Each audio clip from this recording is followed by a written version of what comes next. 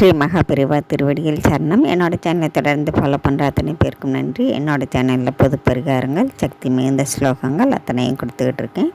உங்களுக்கு ரொம்ப உபயோகமாக இருக்குன்னு நான் நம்புகிறேன்.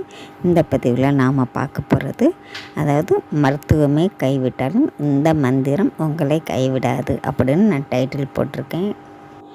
உடல்நிலை சரியில்லாமல் படுத்த படுக்கையாக இருக்கிறவங்களாகட்டும், இல்லை தினந்தோறும் மருந்து மாத்திரைகள் சாப்பிட்டுக்கிட்டு இருக்கிறேன் அப்படிங்கிறவங்களாகட்டும், நான் உடல்நிலை சரியான ரொம்பவும் சந்தோஷமாக இருப்பேன். என்னோடய வேலைகளை நானே பார்த்துப்பேன்.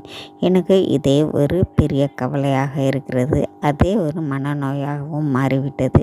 இந்த மாதிரி அதாவது நம்ம நோயை நினச்சி ரொம்பவும் வருத்தப்பட்டு அதே ரொம்பவும் பலகீனமான இருப்பாங்க. இந்த மாதிரி இருக்கிறவங்களாகட்டும், இல்லை சின்ன குழந்தைகளாகட்டும், வயதானவர்களாகட்டும், யாராக இருந்தாலும் சரிங்க, இந்த சக்தி மிகுந்த இந்த மந்திரத்தை நீங்கள் தினந்தோறும் 27 தடவை இல்லை 54 தடவை உங்களால் முடிந்த வரைக்கும் இந்த மந்திரத்தை சொல்லி எனக்கு உடல்நிலை சரியாகணும் அப்படின்னு சொல்லி இந்த மந்திரத்தை தினமும் உங்களுக்கு எந்த நேரத்தில் சொல்ல வசதி கிடைக்குதோ அந்த நேரத்தில் சொல்லலாங்க.